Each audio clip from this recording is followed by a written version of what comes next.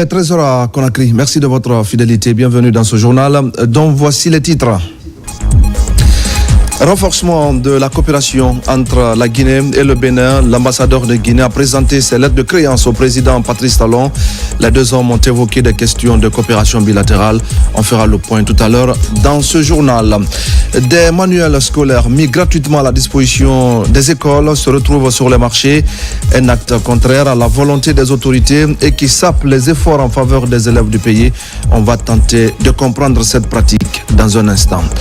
Le CHU, donc, dans l'élan de la refondation, le centre hospitalier offre des soins gratuits à plusieurs de ses malades. Un geste qui soulage les patients et qui place le social au cœur des actions de l'hôpital. Voilà pour le sommaire. Bonjour à tous. L'ambassadeur de Guinée au Bénin présente donc ses lettres de créance au président Patrice Talon. C'est un document par lequel le chef de l'État, général Mamadi Doumbouya, l'accrédite auprès de son homologue. Les deux hommes ont par la suite eu un entretien au cours duquel ils ont affirmé leur volonté de renforcer la coopération entre la Guinée et le Bénin. Mamadou Saliouba. Entre ces deux pays existe une coopération vieille de plusieurs décennies.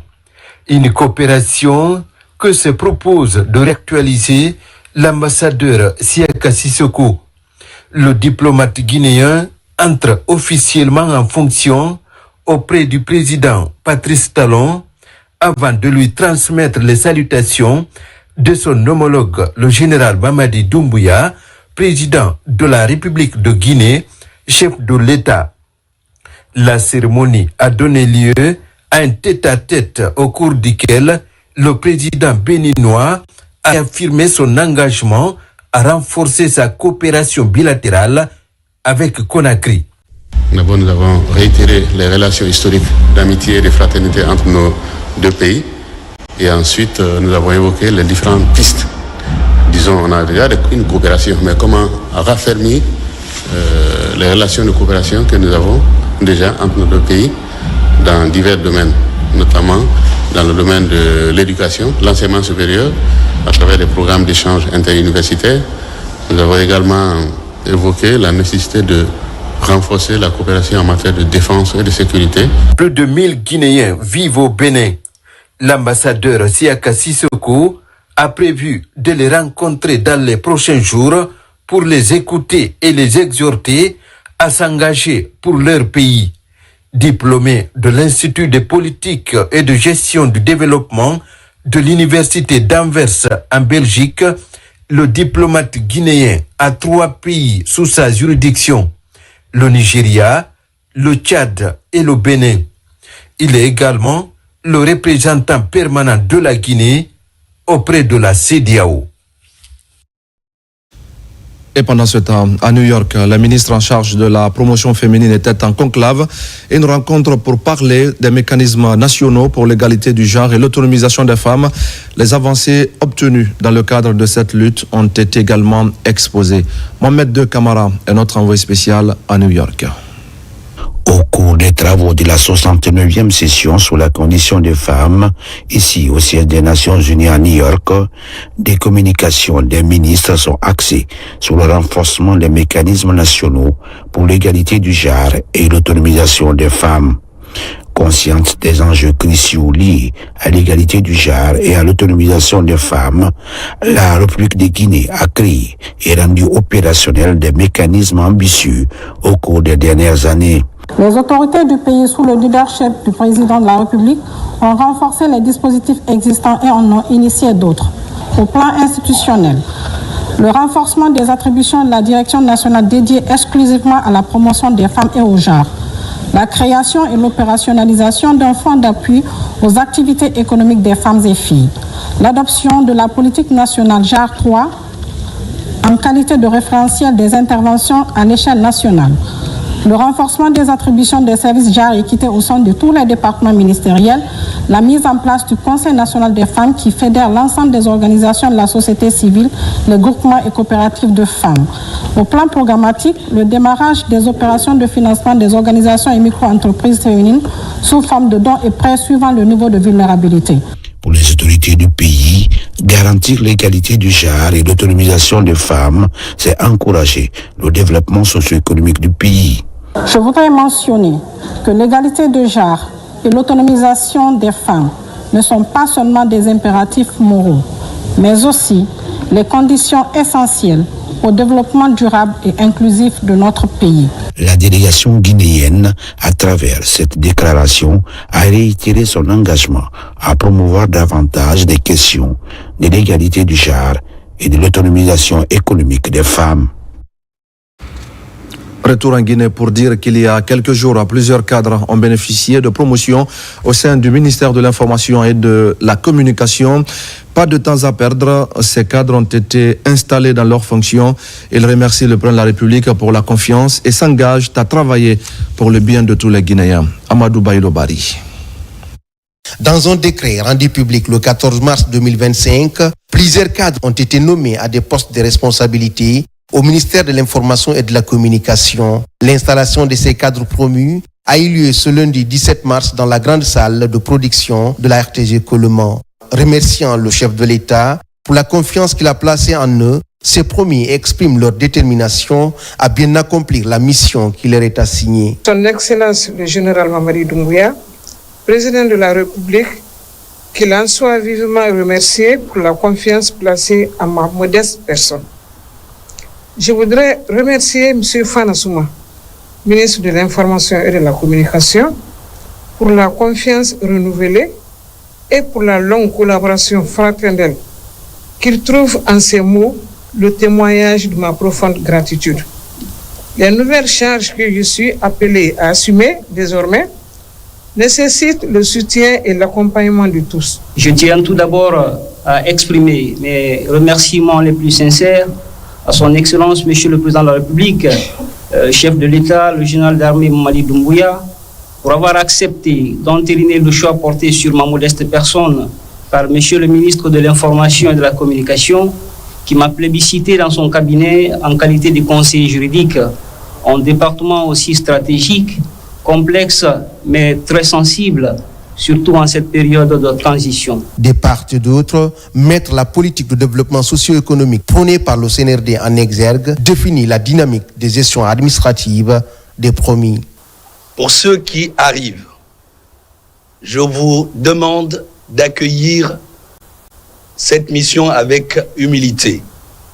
Ceux qui sont confirmés, si vous avez été confirmés, c'est parce que on estime que le travail que vous avez fait jusqu'ici est un travail correct. Sinon, on ne vous aurait pas demandé de rester là. On vous aurait peut-être tout simplement remercié.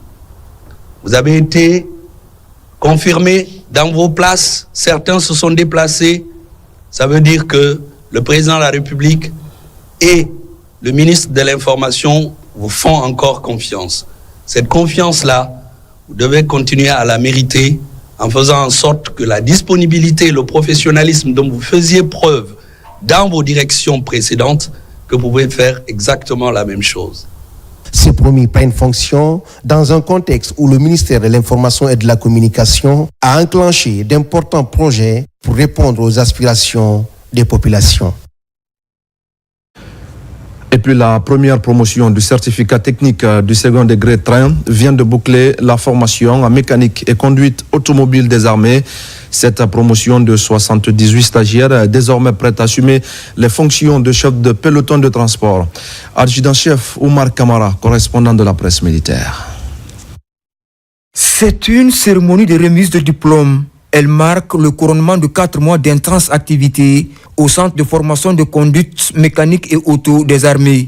Aujourd'hui, ces chefs d'atelier et chefs de peloton reçoivent leur certificat technique du second degré CTD train, un renforcement des capacités dans l'utilisation optimale des engins roulants de l'armée. Ce stage a été initié par les autorités militaires en vue de la qualification et de la capacité opérationnelle du train. Les armements et les engins roulants au sein des armées constituent leur principale puissance de combat et nul n'ignore les efforts que fournissent les autorités pour l'obtention, l'entretien et la remise en état opérationnel des engins roulants. Venus des unités de l'armée de terre, air et mer et du haut commandement de la gendarmerie nationale, ces conducteurs et mécaniciens désormais formés et certifiés sont aptes à remplir leur mission au quotidien. En conduisant, tu dois respecter les codes de la route. Et en maintenance, tu ne peux pas conduire un engin sans connaître son but et sa portée. En cas de panne, je vais arriver à dépanner mon engin. Le chef de corps du bataillon spécial de Conakry a exhorté les récipiendaires à faire preuve de discipline, de rigueur et de professionnalisme dans la conduite et le maintien en condition opérationnelle des engins de l'armée. Depuis l'avènement de CNRD le 5 septembre 2021, le gouvernement guinéen a mis beaucoup des engins de la dernière génération à la disposition de la direction générale du train et garage.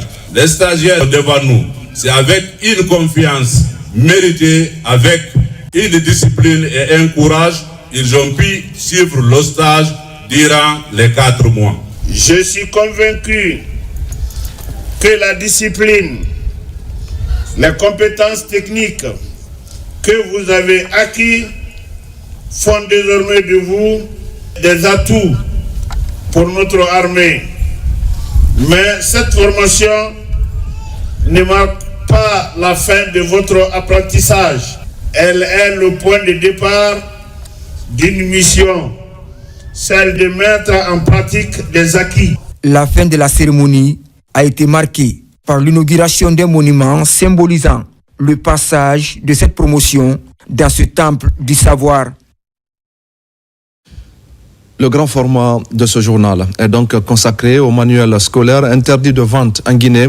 En dépit de la décision des autorités, ces documents se retrouvent encore et en grande quantité sur les différents marchés du pays, ce qui sape les efforts du ministère de l'enseignement préuniversitaire qui, par ce geste, tente d'aider les écoles et de faciliter surtout les apprentissages. Mais comment ces livres interdits de vente se retrouvent-ils sur les marchés? On fait le point avec Mamadou Saliouba. Derrière cette influence au grand marché de Madina, cet espace de vente des fournitures scolaires.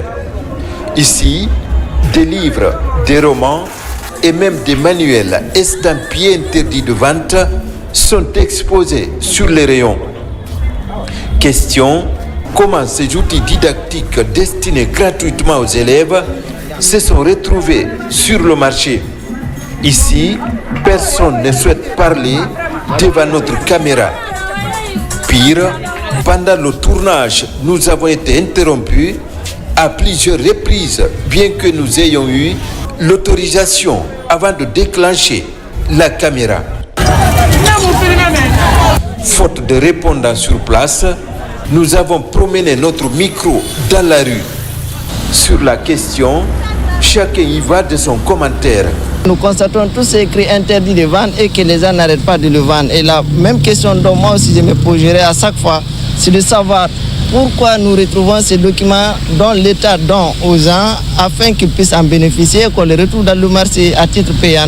L'État fait ces livres-là pour les parents d'élèves qui n'ont pas de moyens, juste pour les aider et pour aider les enfants aussi à avoir comme les autres. Ces manuels sont mis gratuitement à la disposition des écoles par le ministère de l'enseignement préuniversitaire et de l'alphabétisation à travers l'Institut national de recherche et d'action pédagogique, UNIRAP. Sur place, on a une toute autre idée de la vente de ces manuels scolaires. Nous sommes conscients qu'il y a aujourd'hui des commerçants véreux qui reproduisent ces manuels-là et puis qui les vendent sur le marché parallèle. Ça existe. On n'a pas de preuve que ce sont nos manuels distribués par les soumissions retenus au niveau des écoles qui sont revendus sur le marché parallèle, mais on a la forte conviction qu'il y a des personnes qui piratent les ouvrages scolaires et qui les revendent sur le marché parallèle. Sinon, imaginez que ça peut arriver que l'État ne commande pas de manuels pendant quelques années, mais vous pouvez trouver des manuels neufs sur le marché parallèle. Ça vient d'où? Durant notre reportage, des syndicalistes et autres acteurs de l'éducation qui disent avoir mené des investigations sur le sujet nous ont promis des révélations avant de se rétracter sans donner des motifs. Face à leur désistement, nous sommes allés à la direction communale de l'éducation de Matoto. Dans cette grande commune de Conakry, On soutient que tout est mis en place pour que ces manuels arrivent aux destinataires. Moi, la distribution des manuels chez moi, c'est une équipe à travers le chargé du matériel et il y a ce qu'on appelle les partenaires sociaux qui viennent toujours s'associer pour voir comment la répartition elle est faite pour que chacun soit bien édifié. La vente des manuels scolaires destinés gratuitement aux élèves est une pratique ancienne sur les marchés de Conakry et de l'intérieur du pays. Au ministère de l'enseignement préuniversitaire et de l'alphabétisation, on observe impuissant la commercialisation des livres destinés aux élèves. Lors de son passage dans l'émission On fait le point de la télévision nationale, le chef du département s'est contenté d'une dénonciation formelle de la pratique. C'est un gros trafic, hein. C'est pas c'est pas 2-3 individus qui c'est un réseau. C'est un réseau, c'est beaucoup d'argent, mais les services compétents travaillent effectivement à pouvoir petit à petit, comme ils l'ont fait pour les médicaments illicites, ils sont en train de le faire aussi pour les manuels scolaires et tout ça. Pour les commandes faites pour l'année dernière et cette année ne sont pas des grosses commandes. Et s'il faut encore détourner cela pour le marché parallèle, tu vois ce que ça fait. Mais nous sommes conscients d'une chose, moi je n'ai pas des éléments de preuve pour dire qu'un DPE, un DCE revend ses ouvrages. Je n'ai pas d'éléments de preuve, mais j'ai la forte conviction qu'il y a des personnes qui se débrouillent avec ça, qui les reproduisent et puis qui les mettent sur le marché parallèle. En attendant une réelle volonté pour mettre fin à la vente des manuels scolaires destinés gratuitement aux élèves, ces livres continuent d'inonder les marchés du pays au su et au vu de tous, mais surtout au détriment des élèves et du système éducatif guinéen. Et c'est donc un dossier à suivre. Les travaux de construction des locaux de la direction régionale du Trésor sont lancés à Boké. Plusieurs cadres étaient mobilisés pour cette initiative portée par le ministère de l'Économie et des Finances.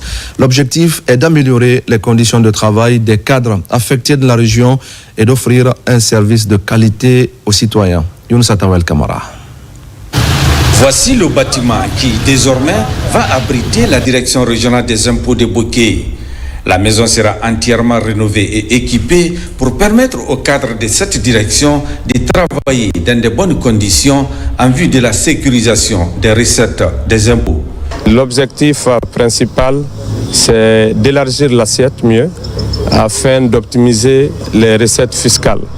Et ce projet est entièrement financé par le projet Amérique et avec la participation de l'Union européenne et l'AFD par Expertise France. Je suis très satisfaite au nom de Monsieur le Gouverneur d'assister ce matin à la mise à disposition de ce domaine à la Direction générale des impôts de Guinée pour une rénovation et créer les meilleures conditions de travail au cadre des impôts. Cet édifice, une fois rénové, sera composé de plusieurs compartiments, des bureaux et le logement du trésorier. Une source de motivation pour les cadres dans l'accomplissement de leurs tâches dans la région de Boké. Au nom de l'AFD, nous sommes vraiment contents ce matin d'être là et nous pensons que dans 5 mois, nous pouvons être là pour la réception de ce CIM rénové avec tout le confort qu'il faut pour les agents du CIM. Le coût de réalisation de ce bâtiment est de 260 000 €. Il est financé par le projet d'appui à la mobilisation des ressources intérieures et corps de contrôle Amérique. Protection des écosystèmes avec le projet Natura Guinée. Le projet a été lancé il y a juste une année. Ces acteurs se retrouvent donc pour tirer un premier bilan. Il s'agit d'évaluer le chemin parcouru et de se projeter sur des actions à entreprendre. Mamadou Alpha Baldé. Un an après le lancement de ces activités à travers le pays, le projet Natura Guinée fait le point sur les actions réalisées et celles en cours. L'ensemble des acteurs impliqués se concerte Les premiers résultats déjà visibles sur le terrain sont communiqués. Les résultats du projet sont perceptibles déjà. Notamment, on peut citer l'accroissement rapide des capacités de la Brigade nationale de lutte contre la criminalité faunique et floristique, qui connaît une montée en puissance depuis son opérationnalisation, avec un nombre record en 2024 de cas de fraude arrêtés et de dossiers en justice. Un an après la mise en œuvre du projet, il est temps d'évaluer l'impact sur deux zones clés de Natura Guinée, le parc du Badiar et le Pinceli Soya Saboya. Des patrouilles de surveillance à la lutte contre la coupe illicite de bois ont permis, avec les agents de l'Office guinéen des parcs nationaux et réserves de faune et ceux de la Brigade nationale, la saisie de 25 machines d'orpaillage, 11 tronçonneuses, des fusils de chasse et plus de 2000 madriers dans les aires protégées du parc national du Badiar et le futur parc Pinceli Soya Saboya. Par exemple, il y a eu plusieurs saisies d'exploitation des bois illégales. Et du côté des Pinceli Soya, il y a eu la production de 5000 litres de miel, ainsi que la mise en place de foyers améliorés sur plus de 300 ménages. A rappeler que plus de 10 000 personnes, dont environ 5 000 femmes, ont bénéficié de formations comme celle-là portant sur la gestion des parcs nationaux, des pratiques agroécologiques et de gestion des feux de brousse.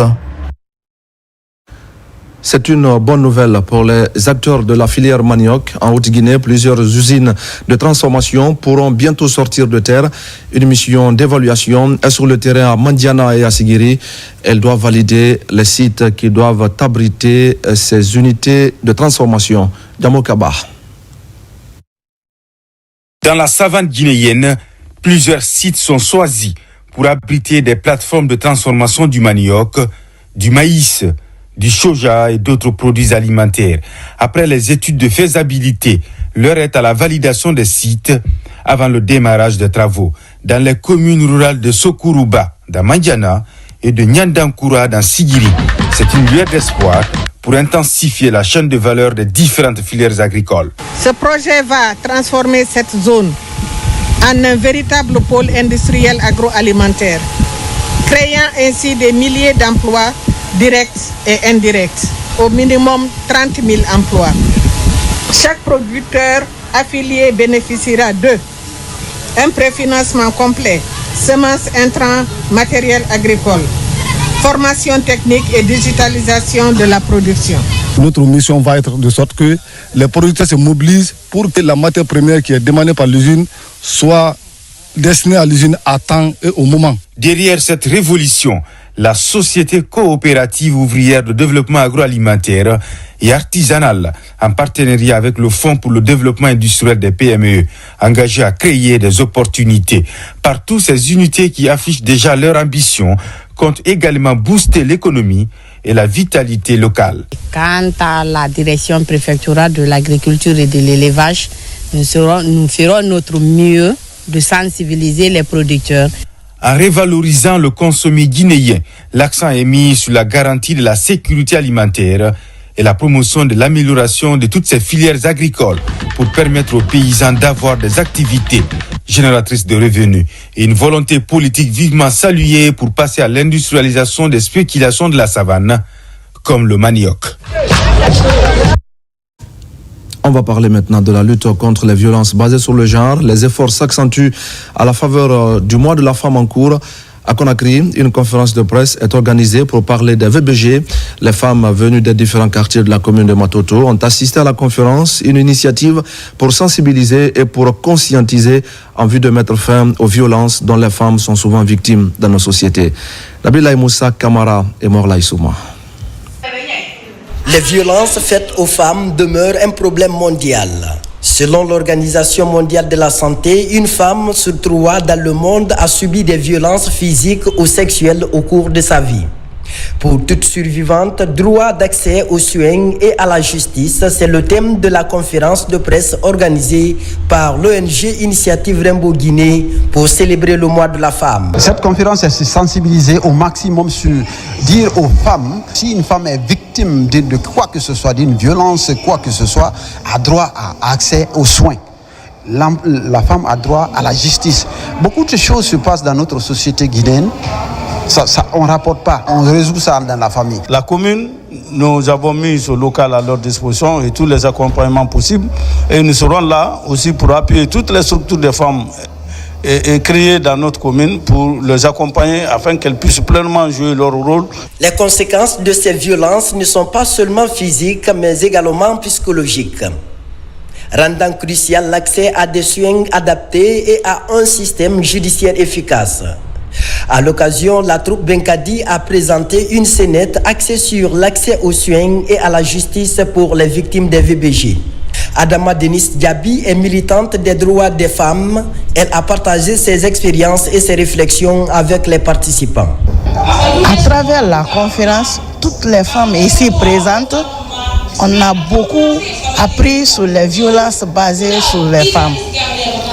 Nous savons maintenant quels sont nos droits au sein de la société et quelles sont nos réclamations. La rencontre a été un appel à l'action pour que chaque femme survivante puisse bénéficier de ses droits fondamentaux. C'est la Fondation Pierre Fabré qui finance les actions de cette ONG. Santé pour tous, je le disais au sommaire, le CHU Donka vient en aide aux malades qui n'ont presque pas de possibilités financières pour faire face à leur prise en charge. La structure sanitaire offre des soins gratuits à plusieurs patients, une manière de matérialiser le premier axe de la refondation qui est le social. Tierno Ousmane Diallo. Rénové pour offrir des soins de qualité aux populations, le CHU Donka développe un important volet social dans la prise en charge des patients. Certains cas sont directement pris en charge par l'hôpital afin de garantir à tous le droit à la santé. Quelles que soient les difficultés financières, les patients doivent bénéficier de soins. C'est la philosophie actuelle du CHU Donka conformément à la volonté du président de la République, général Mamadi Doumbouya. Illustration de cet engagement avec la petite Mélissa qui a longtemps souffert de problèmes de peau et qui a bénéficié d'une prise en charge complète par le CHU Donka. Ma maladie a commencé à l'âge de 4 ans. Je marchais sur mes talons. Chaque fois, je tombais à l'école, je tombais. Les gales sont sorties sur moi, sur ma peau. Je grattais mon corps. Parfois, ça crée des plaies. On faisait des piqûres, mais les piqûres là n'ont rien fait aussi. On a fait des médicaments traditionnels. Je remercie beaucoup tous les gens qui ont aidé, les docteurs. Ils prennent bien soin de moi. Depuis que je suis venue ici, ils me sauvent 24 heures sur 24. Les prises en charge gratuites qu'effectue le CHU Donka apparaissent aussi dans le cadre de missions médicales ou récemment avec les pêcheurs victimes de brûlures chimiques en mer. Selon l'urgence ou le degré de vulnérabilité, le dispositif est actionné pour sauver des vies à la charge du CHU Donka. Parfois, les spécialistes manquent et donc quand les gens entendent parler d'une mission, ils nous demandent de participer, de se faire opérer avec cette mission, nous l'acceptons. Nous sommes un hôpital public qui donne des soins à l'ensemble des Guinéens et c'est notre objectif de rendre le système de santé guinéen autonome. Pour donner une dimension plus importante au volet social dans la prise en charge des patients, le Fonds de développement social et de l'indigence est aussi présent, une conjugaison d'efforts qui permet aujourd'hui de venir en aide aux démunis en leur apportant des soins de qualité. Et voilà, mesdames et messieurs, c'est la fin de ce journal. Merci à tous de l'avoir suivi. Je vous retrouve tout à l'heure à 17h pour un nouveau point sur l'actualité de la Guinée, notre paradis, terre de richesse et d'innovation. À tout à l'heure.